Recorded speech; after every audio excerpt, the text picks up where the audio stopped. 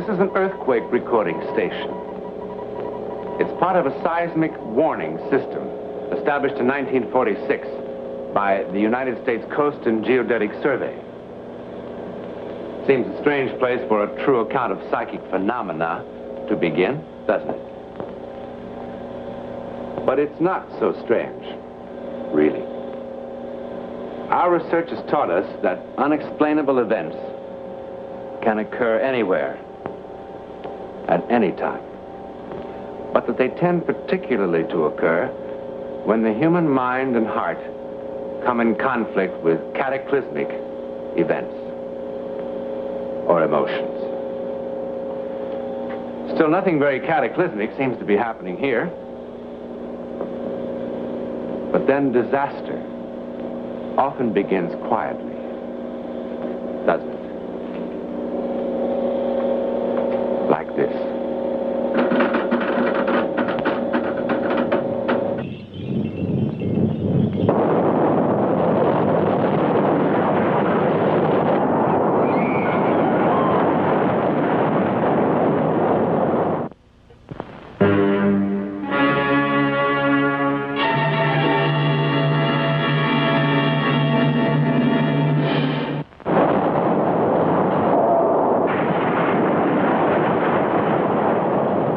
Time, 5:15 a.m., Saturday, May 21st, 1960. Place, Chile. 15 miles beneath ground level, the earth gives a twitch, and 1,500 persons die. 9 volcanoes come to life in the winter cold. At Rupanco, a landslide buries 113. Keilen, 630 are drowned. In the following week, 12 earthquakes are recorded. The largest, the 6th, is measured on the Richter scale at 8.5, slightly greater than the San Francisco quake of 1906. Then tragedy compounds tragedy. Off the southern coast, an underwater slippage occurs. The result? Tidal waves. The Japanese call them tsunami, seismic sea waves. Moving at 425 miles an hour, with a crest of no more than 3 feet, they're quite harmless until they reach solid land. First land ahead, Hawaii. What's the distance between crests now? Woodruff? Yeah. What's the crest separation? Between 80 and 100 miles, but they're getting closer. Speed? 420 to 500. 6,800 miles. Say 420 an hour. 16 hours to Hilo. I radioed a 12-hour alert. Do you want to repeat? Order evacuation. Well, you're always screaming for a bigger surf, Beach Boy. No more, buddy. No more. For a day and half a night, the Pacific rolls toward Hilo like a tablecloth being shaken for crumbs. Then it strikes its beach.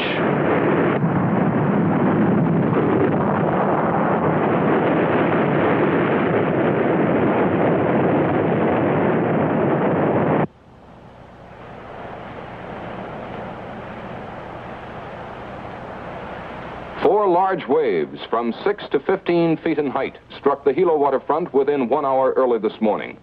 Despite warnings, 8 persons are reported missing, 56. Damage is estimated at $50 million. I gotta get that thing fixed. I think I'll take it down Saturday. You do that. Yeah, well, this time I mean it. Good? One of these days, I'll walk in here with a brand new one. And you'll just keel over.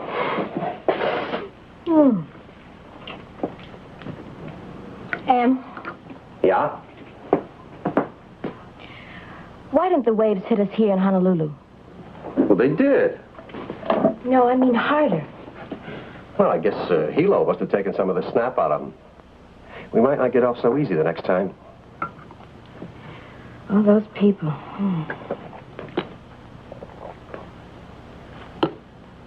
what a sky.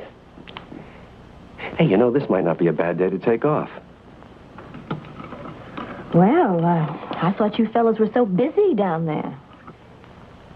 Well, what's the sense of living on the edge of an ocean if you can't get a little fun out of it? You do like it here, don't you, honey? Will you stop worrying about me? You don't mind being alone? No. Well, I wish you and some of the neighbors around here would get acquainted. Oh, just give us time. Well, aren't you supposed to be out baking cookies for each other and fooling around with cucumber sandwiches, all that sort of thing? And we just moved in. There's your ride. I heard it. Now, look, you know the number out there. It's number... Yes, Em, I know the number. And if you get lonesome, the neighbor on that side is named Fryer. Yes, Mama.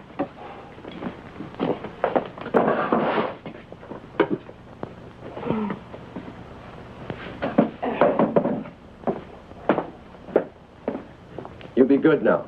Oh, I'm safe enough here. We picked a good place to live in. We're a couple of lucky bums. Goodbye, bum.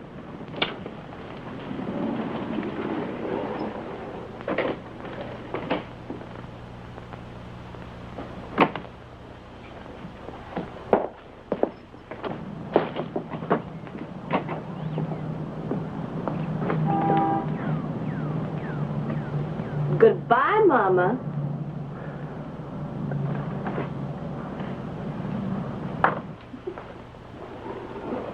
Wednesday, May 25th, 1960. Mrs. Emmett North, polio victim, is alone on what is to become the longest day of her life. The time, 7:56 a.m. Here's another one. Oh, boy. Mark it 7:56. What's the wave measure? Big and growing. This was supposed to be a baby. She's picked up speed, hitting about 480 now. That'll put her at the islands around noon. Or a little later. Send out the alert. What about evacuation? Tell them we'll watch it and let them know.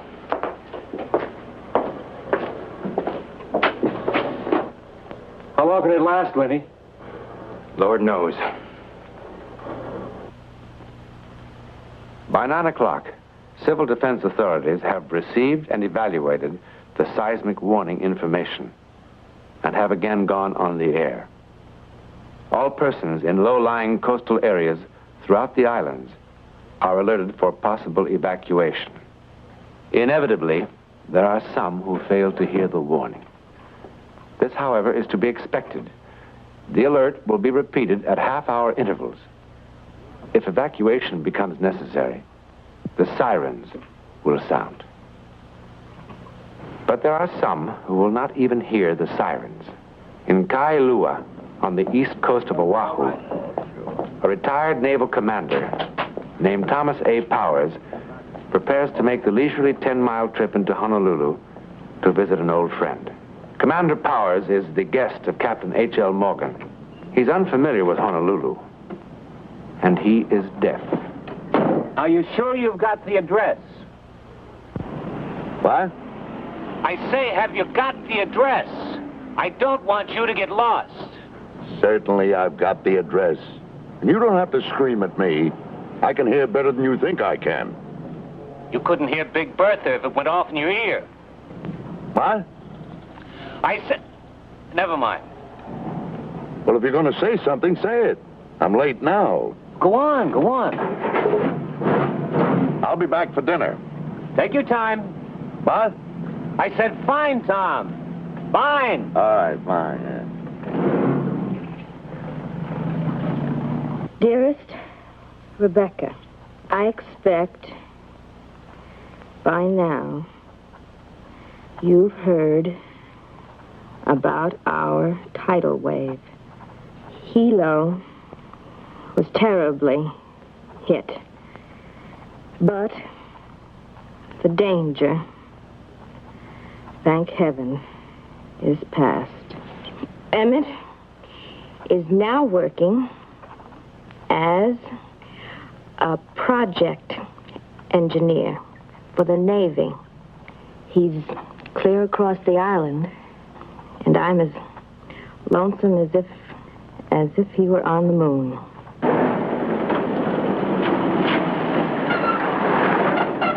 Hey, North! Oh, Webb! What are you doing way out here? Who's keeping the store? Oh, I got a couple of admirals taking calls for me. Good man. Hey, did you hear the news? Oh, what news? There's a new tidal wave coming. Another one? Yeah, there's nothing to worry about. We're okay. Oh, no, it's not me. It's my wife. She's all alone. Well, you got neighbors, haven't you? Yeah. Well, I'm sure they'll look after her. Yeah. Look, they're asking everybody to stay off the phones, but I'll check. See how she's getting along, okay? Would you, Dick? I'd sure appreciate it. Sure. Now, relax. There's nothing to worry about. It's probably just the usual warning. In fact, it's probably a false alarm. I'll see you.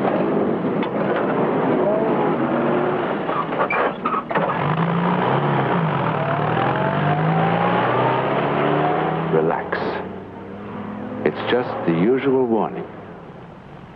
No real danger.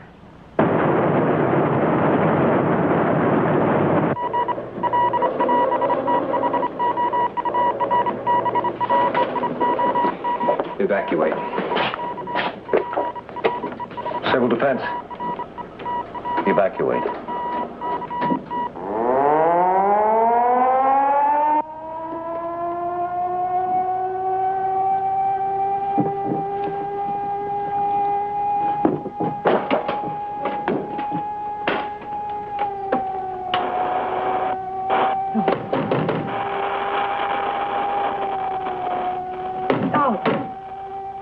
This is a tidal wave alert. Civil defense authorities have announced that a tidal wave is expected to hit the Hawaiian Islands in 10 minutes. Repeat, a tidal wave is expected to hit the islands in 10 minutes. All persons in lowland areas are ordered to evacuate.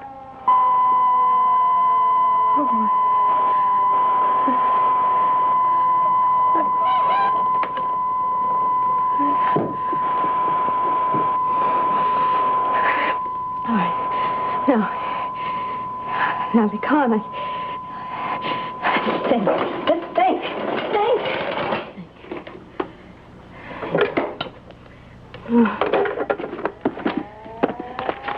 Please.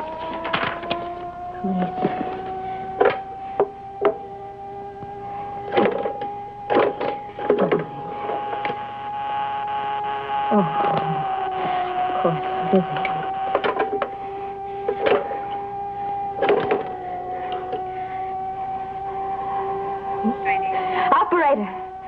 Operator, I just now heard of the new alert.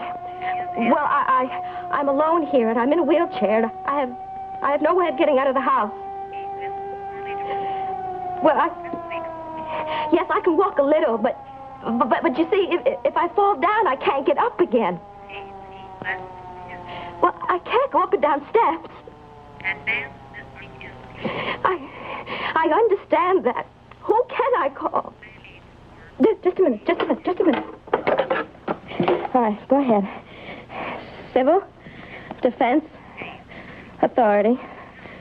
Number 52571. Thank you. 52571.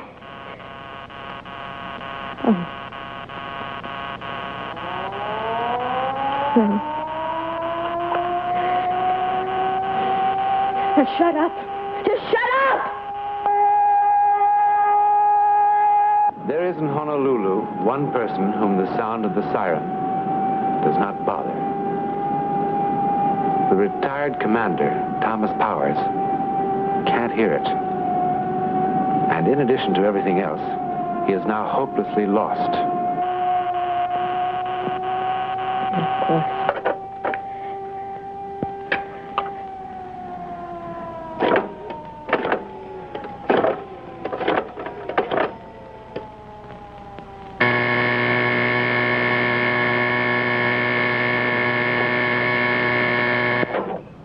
Webb. Dick, this is Margaret North. Oh, hi, Mrs. North. I just about to call you. Is Emmett there? No, he isn't. He's out checking on a job. Oh. You okay, Mrs. North? Well, I can't seem to get anybody. I can't get the taxi, the police, or anybody. Well, look, I'm going to call Pearl Harbor and have the Navy send somebody out to you. They should be there in about 20 minutes. The alert said the wave was going to hit in 10 minutes. Heck! Yeah, let's see now. Well, how about your neighbors? Oh, what's wrong with me? Of course, yes. Okay, Mrs. North. Now, you get in touch with your neighbors. And, well, if they're gone or something, well, you call me right back. But if I don't hear from you, I'll know that you're all right. Yes, Dick, yes. Thank you. Operator, I just moved in here, and I want to call my neighbor, but I don't have her number. Her name, yes, it's Pryor. Forrester. Something like that. I can't remember.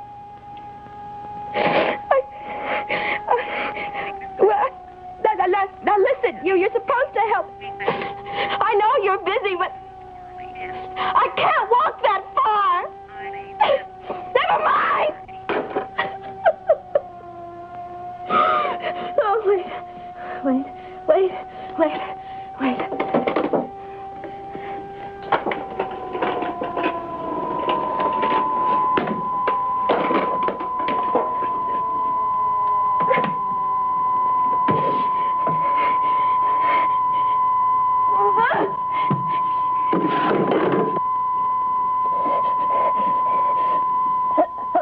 Hello?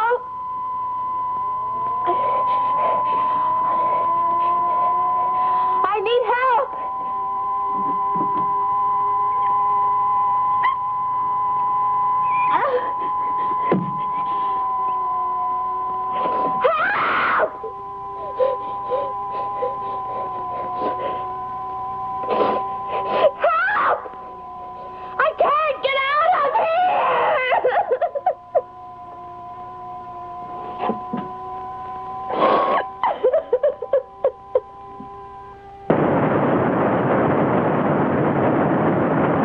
A tidal wave is expected to hit the Hawaiian Islands in 5 minutes.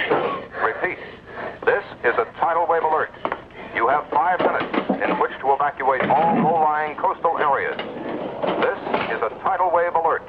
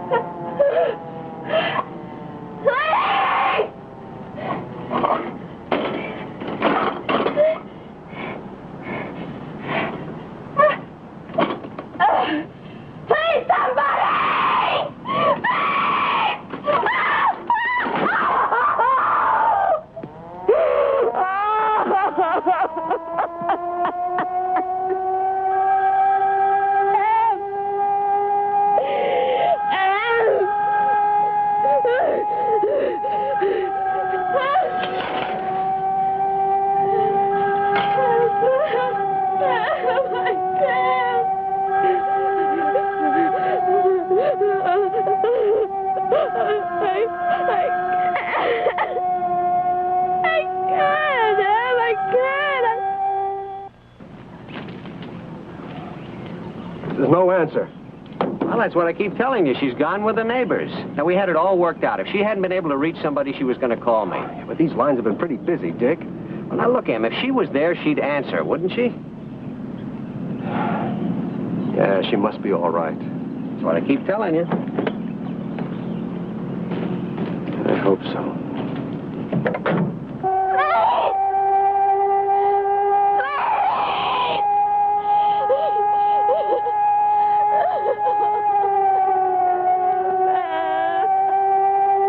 12:24.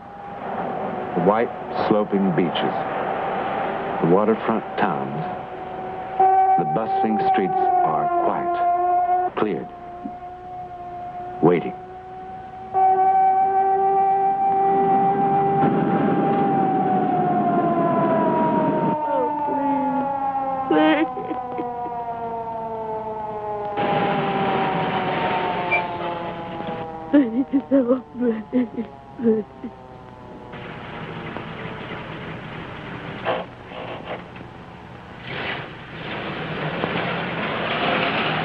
Oh, please. Somebody help me, please.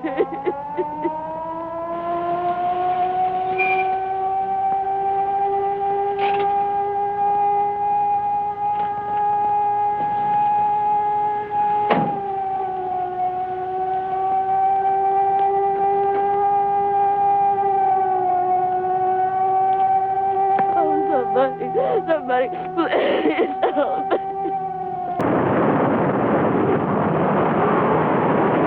They saved each other's lives, didn't they? In a most miraculous fashion, indeed. Now, ladies and gentlemen, I'm sure that you'll be very happy to meet Mrs. Margaret North of 169 East Hind Drive, Honolulu, Hawaii, to whom the story you have just seen actually happened. Mrs. North, what happened to you really was a miracle, wasn't it? Yes, indeed it was a psychic miracle. A psychic miracle.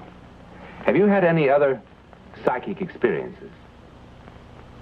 I think I may say that I have had other experiences, but nothing that was quite as dynamic as this, which saved 2 lives.